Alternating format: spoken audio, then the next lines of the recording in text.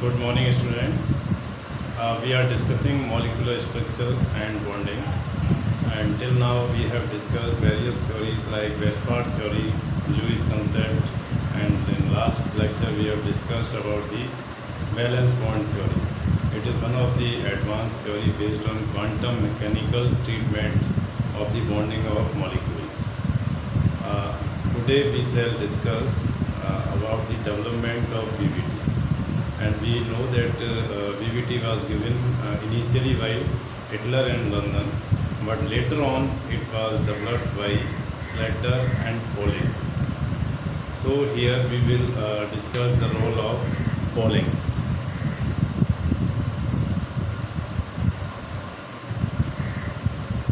Pauling was the scientist or chemist who developed BBT and gave a new concept in BBT, that is hybridization. Before discussing about the hybridization, we will discuss few things like what is the meaning of hybrid. Hybrid क्या होता है? देखिए, bio में शायद आपने पढ़ा होगा, उसमें हाइब्रिड सीड्स होते हैं, है ना, या हाइब्रिड एनिमल्स बनाए जाते हैं with the help of genetical engineering, है ना. उसमें क्या होता है, टू डिफरेंट टाइप्स की जो स्पीसीज़ होती हैं, है ना, उनको हम क्या कराते हैं, हाइब्रिड कराते हैं, और उससे एक न्यू स्पीसीज फॉर्म होती है. इसी तरीके से जो सीड्स हैं, हमारे प्लांट्स हैं, उसमें भी डेवलपमेंट के लिए, हाई प्रोडक्टिविटी के लिए हम क्या कराते हैं, हाइब्रिड कराते हैं. नियरली क्लोज इनका डीएनए होता है ना, जैसे ए और बी, इनको हम मिलाकर के न्यू स्पीसीज बनाते हैं, दैट इज सी, है ना. इसको हम क्या बोलते हैं, हाइब्रिड, या ये प्रोसेस हमारी क्या है, hybridization. Same process, mixing of two or more orbitals together and form a similar kinds of new orbitals, that is the process of hybridization. Hybrid means mixing of two or more orbitals. ठीक है, ये concept BBT का ही part है जो कि polling and Slater ने develop किया.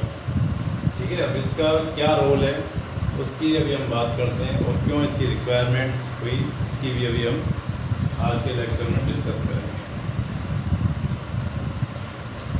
देखिए, एक हमारा मॉलिक्यूल है मीथेन, CH4. ठीक है,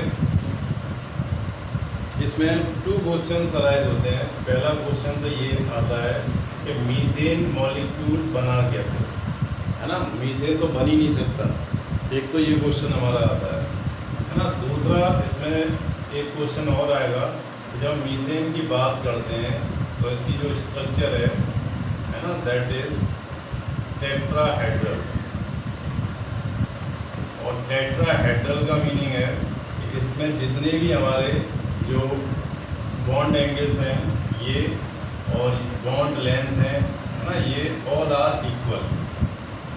तो वो कैसे हो गया?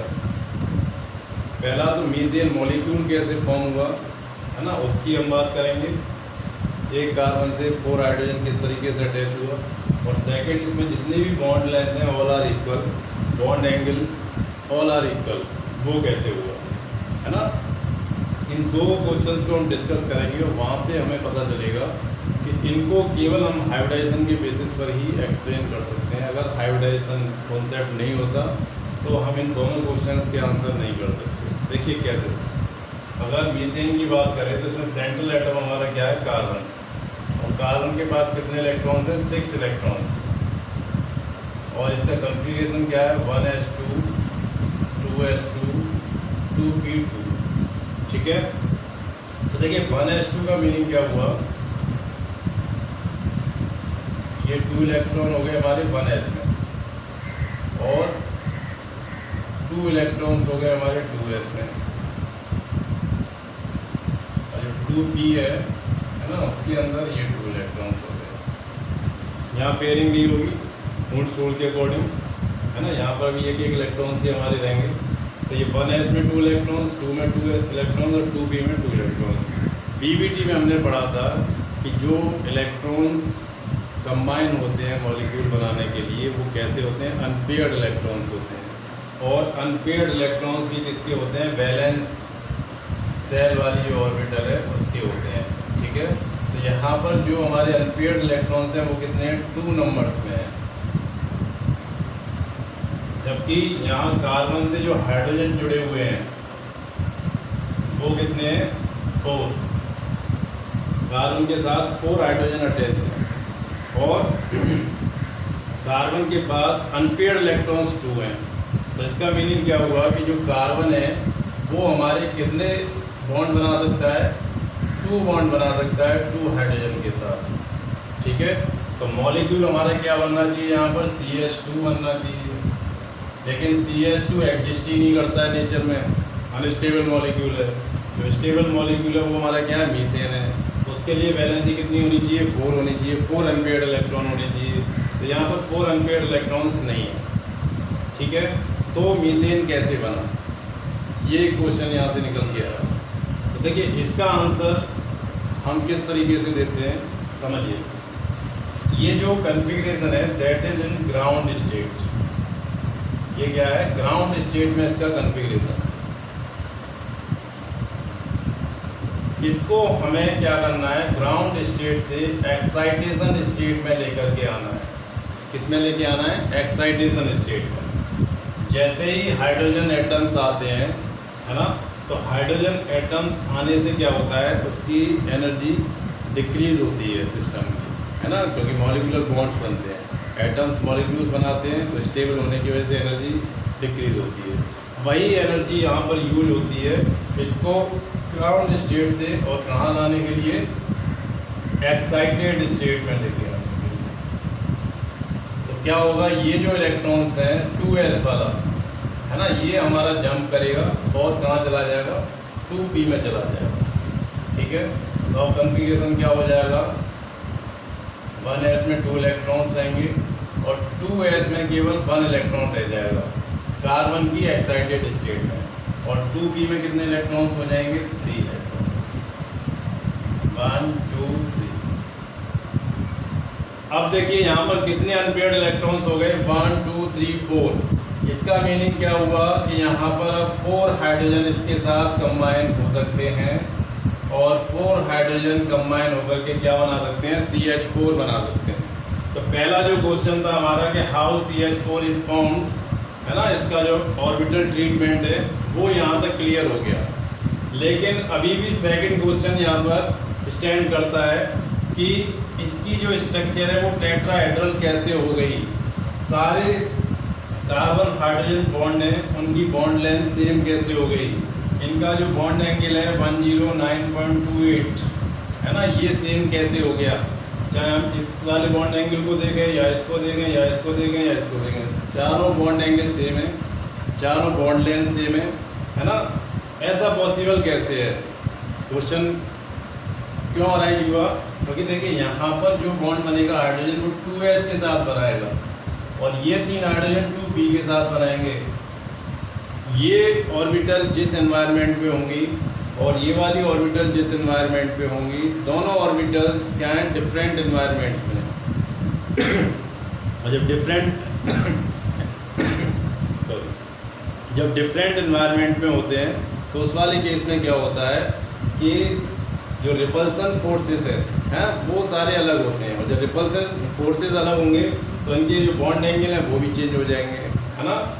तो जब ये ऑर्बिटल्स डिफरेंट है तो बॉन्ड एंगल बॉन्ड लेंथ भी क्या होनी चाहिए, अलग होनी चाहिए। लेकिन प्रैक्टिकली ये देखा गया कि मीथेन टेट्राहेड्रल होता है, सारे बॉन्ड लेंथ इक्वल हैं, सारे बॉन्ड एंगल सेम है। तो इसका ट्रीटमेंट या इसका सॉल्यूशन हमें कहाँ से मिलेगा, हाइब्रिडाइजेशन से मिलेगा। कैसे, देखिए यहाँ पर बॉन्डिंग नहीं होगी, 4 ऑर्बिटल तो हमें मिल गई, लेकिन यहाँ पर बॉन्डिंग नहीं होगी। बॉन्डिंग कब होगी, जब ये चारों orbitals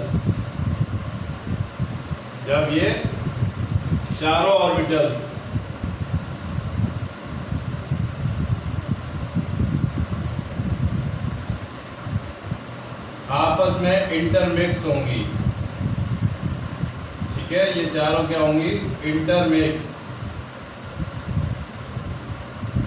intermixing of orbital. In orbitals की क्या होगी? इंटरमिक्सिंग हो जाएगी। जैसे आप टी बनाते हैं, टी है ना, चाय बनाते हैं, या आप स्वीट वाटर शरबत गर्मियों में बनाते हैं, शिकंजी बनाते हैं, तो उसमें क्या करते हैं? डिफरेंट कंपोनेंट्स को मिला देते हैं। मिलाने के बाद उसको मिक्स करते हैं होमोजीनियसली, है ना। जब वो मिक्स हो जाता है तो उसमें क्या होता है कि सारे कंपोनेंट यूनिफॉर्मली मिक्स रहते हैं, बिल्कुल सेम वे में 2s 2p सारे मिल करके यूनिफॉर्मली इंटरमिक्स हो जाएंगे। और मिक्स होने के बाद जितनी ऑर्बिटल पार्टिसिपेट कर रही हैं उतनी ही न्यू ऑर्बिटल्स यहाँ पर फॉर्म होंगी। यहाँ कितनी ऑर्बिटल्स हैं? 1 और 3 4, तो 4 न्यू ऑर्बिटल्स यहाँ पर बनेंगी। ठीक है, 1 2 3 4।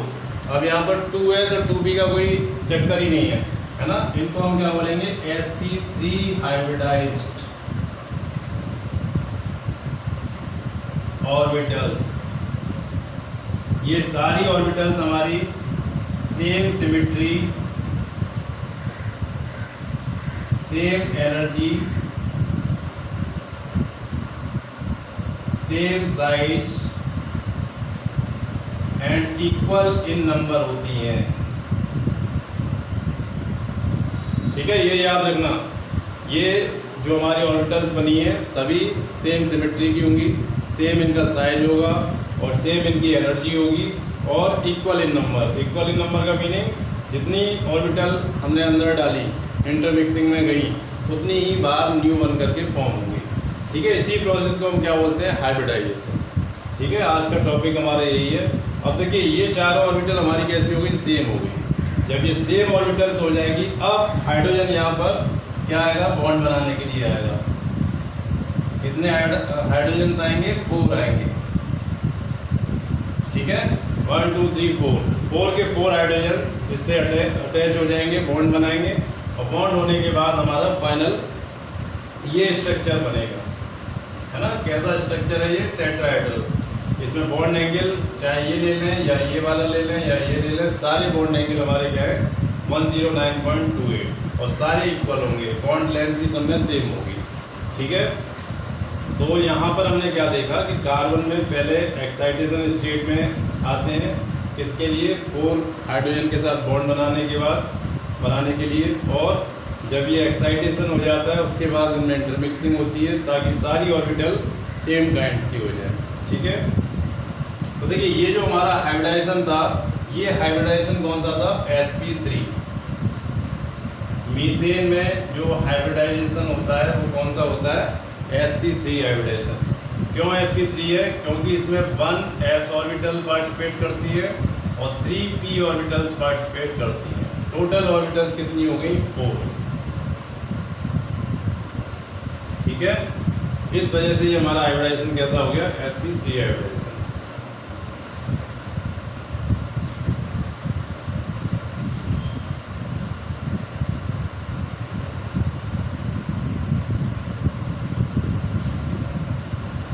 अब देखिए यहाँ पर जो हाइब्रिडाइजेशंस हैं वो हमारे डिपेंड करते हैं कि कितने लॉन पेयर और बॉन्ड पेयर्स हैं।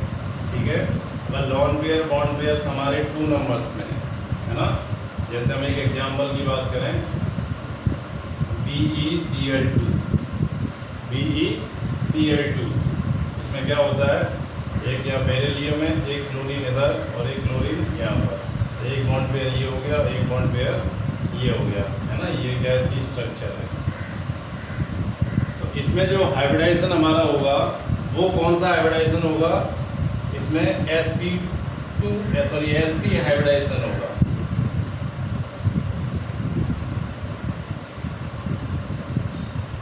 ठीक है, कैसे होगा? देखिए बेरिलियम का फॉर्मूला क्या होता है? Atomic number 4, 1s2 2s2। ठीक है, और यहाँ पर ये p ऑर्बिटल्स, इसमें कुछ नहीं होगा। अब कितने क्लोरीन है? 1 और 1 2 क्लोरीन है। लेकिन यहाँ पर कोई अनपेयर्ड इलेक्ट्रॉन है ही नहीं है, तो ये क्या होगा, यहाँ से एक्साइट होगा, है ना। और एक्साइट होने के बाद ये 2s में 1 इलेक्ट्रॉन और 2p में 1 इलेक्ट्रॉन। ठीक है, ये हमारी ग्राउंड स्टेट है और ये एक्साइटेशन स्टेट है। यहाँ से एक इलेक्ट्रॉन शिफ्ट हो गया, 2p में पहुँच गया। अब उसके बाद क्या होगा, इनमें हाइब्रिडाइजेशन होगा। हाइब्रिडाइजेशन के बाद कितनी ऑर्बिटल्स बनेंगी, 2 ऑर्बिटल्स। कौन सी बनेंगी, sp। कितनी, 2 नंबर बनेंगी, सब में एक इलेक्ट्रॉन होगा। उसके बाद क्लोरीन आएगा अटैक करने के लिए, एक क्लोरीन इधर और एक क्लोरीन इधर। ये कौन सी है, हाइब्रिडाइजेशन स्टेट। ठीक है, जो s ऑर्बिटल होती है वो हमारी इस तरीके की होती है, p ऑर्बिटल इस तरीके से। जब ये हाइब्रिडाइजेशन में जाते हैं तो ये दोनों इंटरमिक्स होकर के ऐसे, ये sp हाइब्रिडाइजेशन होता है। इसमें जो बॉन्ड एंगल है दैट इज 1 डिग्री, है ना। बॉन्ड एंगल कितना हो जाएगा, 180 डिग्री। ठीक है,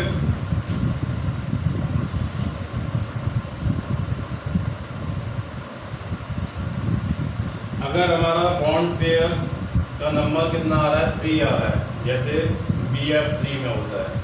ठीक है, उसी तरीके से हम इसमें भी बनाएंगे। बोरोन का एटॉमिक नंबर कितना है, 5, 1s2 2s2 2p।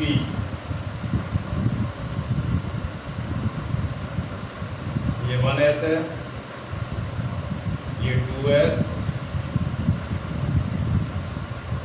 और ये 2p1। ठीक है, ये कौन सी ग्राउंड स्टेट है।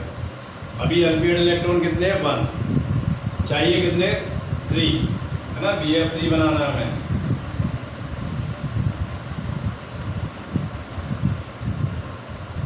है ना, तो 3 के लिए क्या होगा, ये यहाँ से एक्साइट होकर के इधर पहुंच जाएगा, एक्साइटेशन स्टेट।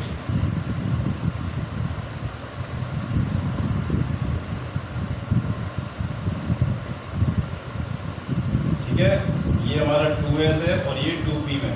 अब 3 अनपेयर्ड इलेक्ट्रॉन हो गए, लेकिन अभी क्या है, ये हमारे सेम नहीं है, इसकी एनर्जी थोड़ी कम है और 2p की थोड़ी ज़्यादा है ना। एनर्जी अभी इक्वल होगी, उसके लिए क्या होगा, हाइब्रिडाइजेशन होगा, हाइब्रिडाइजेशन स्टेट आएगी।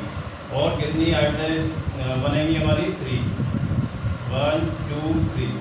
और इसको हम क्या बोलेंगे, sp2 हाइब्रिडाइजेशन। क्या बोलेंगे, sp2 हाइब्रिडाइजेशन। कितनी ऑर्बिटल्स बनेंगी, 3। s ऑर्बिटल हमारी इस तरीके से होती है और p ऑर्बिटल्स इस तरीके से इंटरमिक्स होंगी ये तीनों। तो इंटरमिक्स होने के बाद ठीक है, ये p ऑर्बिटल्स के लोब्स हैं और ये यहाँ पर क्या हो जाएगा, s ऑर्बिटल्स के, है ना। ये स्फेरिकल जो है उससे यहाँ पर, और इनके बीच का जो एंगल होगा दैट विल बी 120, है ना। यहाँ पर जो स्ट्रक्चर हमारी बनेगी, बोरोन फ्लोरीन फ्लोरीन फ्लोरीन, ये देखिए लोब बना दिया हमने।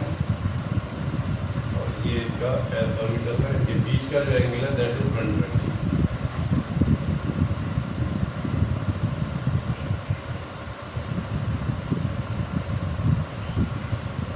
ठीक है, इस तरीके से हमारा क्या हो जाएगा, ये इसमें जो हाइब्रिडाइजेशन होगा that will be sp2 hybridisation.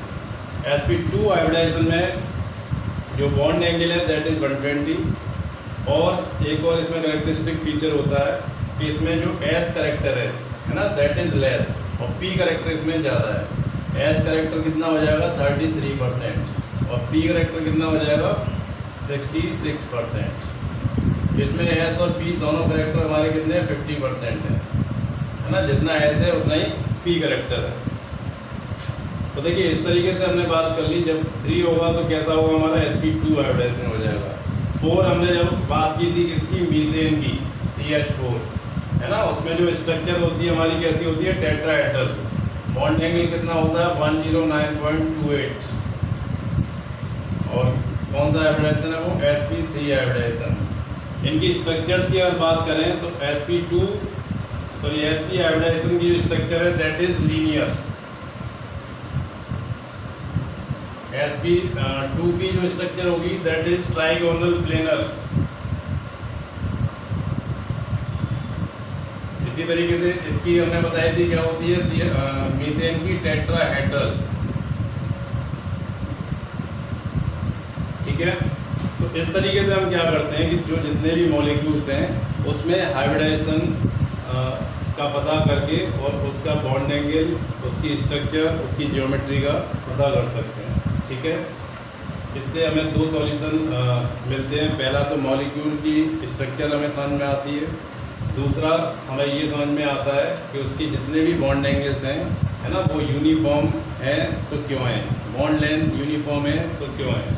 तो देखिए आपके जो सिलेबस में वो SP, SP2, SP3 तक है ना। इसके बाद का जो है वो आप 12th में स्टडी करेंगे। जैसे PCL 5 में पूछा जाता है कौन सा हाइब्रिडाइजेशन है, तो वहाँ पर क्या है SP3 हाइब्रिडाइजेशन होता है।